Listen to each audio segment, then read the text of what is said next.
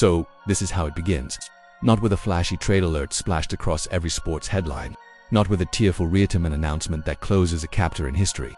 But with a fracture, a deep spreading fracture hidden just beneath the surface of one of the most anticipated partnerships the WNBA has ever seen. Caitlin Clark, the generational phenomenon who was Supercedo led the Indiana Fever into a new golden age, isn't storming out or slamming doors, but she's slowly, methodically, and perhaps inevitably slipping away.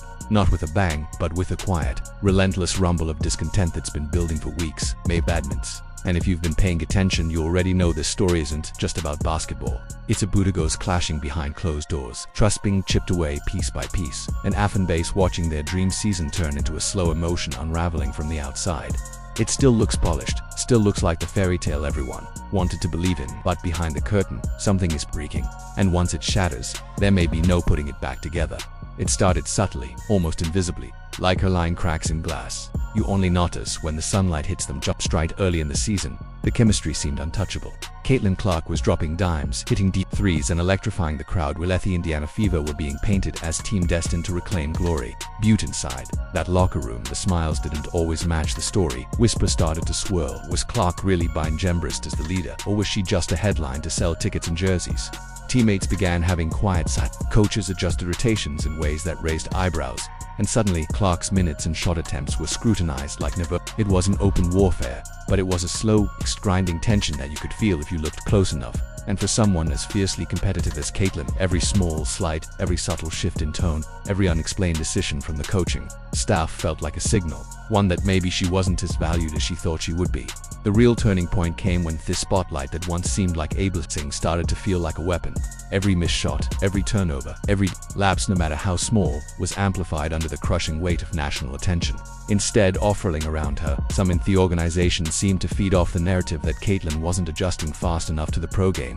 Local media began running stories hinting at friction. Rival players made thinly veiled comments in post-game interviews. And suddenly, the Fever's locker room felt less like a team chasing a championship and more like a pressure cooker ready to explode. It wasn't just about winning anymore. It was about Pollock's ego and control. And while Clark was trying to focus on basketball, she could feel the subtle jabs, the shifting body language, the carefully worded quotes that made it clear certain people in power weren't fully in her corner. It was a slow erosion of trust, and the cracks in that once bright partnership were starting to split. Video pen. And then came the games that changed everything. The moments when it became impossible to ignore that something deeper was wrong. Caitlin would light up the scoreboard one night only to mysteriously find herself sidelined in critical stretches. The next plays were drawn up without her asked first option. Lineups were shuffled in ways that made no strategic sense. And yet, when questioned, the coaching staff would brush it off with vague talk about team dynamics and developmental ends. But anyone paying attention knew better. This wasn't strategy. It was politics on the court. You could see it in her eyes.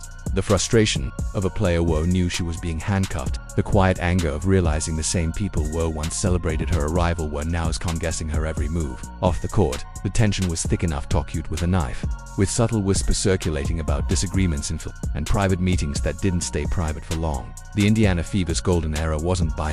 It was being sabotaged from the inside, and the cracks only deepened when the media got involved. Headliness that once hailed Caitlin Clark as the savior of Indiana basketball suddenly shifted tone, questioning her leadership, her defense, even her. Reporters started dropping subtle hints about chemistry issues clearly fed from someone inside the organization. Social media amplified every clip where Caitlin showed even a flicker of frustration, twisting it into a narrative of arrogance or selfishness. Meanwhile, rival players smelled blood in the water. They targeted her physically in games, threw shade in post-game interviews, and the league officials seemed more than happy to look the other way. It was as if an unspoken campaign had been launched to humble her, to remind her that no one player, no matter how talented, was bigger than the league. But in trying to tear her down, they forgot one critical thing. Caitlin Clark was built for pressure, and every jab, every headline, every cheap shot was quietly fueling a fire they might not be ready to face. Then came the breaking point, a single game one night when all the simmering tension exploded into something the cameras couldn't ignore. Caitlin took floor, not with the nervous energy of a player trying to survive, but with cold focus of someone who had decided to fight back. Every possession back a statement. Deep threes launched without hesitation. Fearless drives into defenders who had been hacking her all season, assists fired with surgical precision. The crowd felt it, the bench, even her doubters felt it. By the time the buzzer sounded, their scoreboard told only part of the story. The real message was in her glare, her posture, her refusal to break. This wasn't just a win. It was a declaration that she would not be pushed out, not basilenced, not be made small. And if Thalik wanted a fight, Caitlin Clark had just to let them know she was ready to give us one. Behind the locker room doors, the real game wasn't being played on it was being waged in whispers, glances, and carefully timed moves in Fever's inner circle.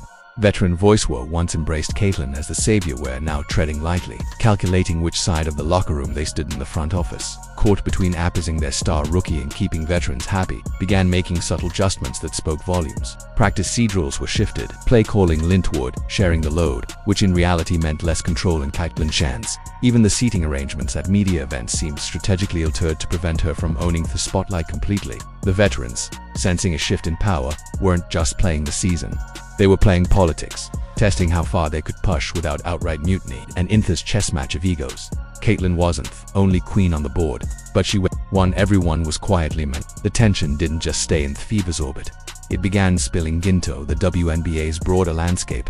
Opposing teams, sensing the cracks, doubled down on their psychological were trash-talking more aggressively, targeting Caitlin with hard fouls, and baiting her into moments that could make headlines for all the wrong reasons. The media, always hungry for a juicy subplot, pounced. Every sideline glare, every clipped post-game interview, every moment Caitlin looked even slightly frustrated was magnified and spun into a narrative of collapse. Rival players started giving crypto comments in press conferences, hinting that things aren't as perfect in Indiana as they look. And while Caitlin tried to keep her focus on the game, the league's brightest spotlight, once a warm glow fueling her rise, was now an unforgiving floodlight, exposing every fracture and feeding a storm that no PR team could fully control. Inside the Fever locker room, the atmosphere had shifted from electric unity to quiet calculation. Players who once rallied behind Caitlin seemed split, some still fiercely loyal, others quietly aligning with different voices in the room. Whispers of strategic changes, reduced roles, and even front office meddling began. Facing practices felt heavier, conversations shorter, and the playful energy that once defined this young squad had all but vanished. Coaches faced the impossible task of balancing egos, managing expectations, and still chasing wins in a league where momentum can vanish overnight. Meanwhile, Caitlin herself appeared caught in an emotional crossfire, determined to fight for her place as the team's heartbeat, yet increasingly aware that the very system built to elevate her might also be quietly working to edge her out. Just a battle for points on their scoreboard anymore. It was a battle for control, identity, and survival in a league that can turn its heroes into siders in the blink of an eye. And South Caitlin Clark's saga with the Indiana Fever stands at a crossroads. A story that began as the dawn of a golden era teeters on the edge of becoming a cautionary tale. What was once sold as a perfect marriage between a generational search and a franchise hungry for revel has unraveled into a tense standoff layered with politics, ego, and unspoken resentment. Fans watch in disbelief as the cracks grow deeper, each game feeling less like a celebration of talent and more like a silent referendum on whether this partnership can be saved. For Caitlin, the stakes couldn't be higher. Her legacy, her influence, and perhaps her future in Indiana all hang in the balance for the Fever. The question is whether they have the vision and courage to build around the very player they once believed would carry them into greatness. But one truth remains unshakable in the WNBA. Loyalty is fragile, trust is currency, and even the brightest stars can fade if the fire within is left to burn alone. This is no longer just about basketball. This is about survival, pride, and the fight to define the next chapter before some millennials writes it for you.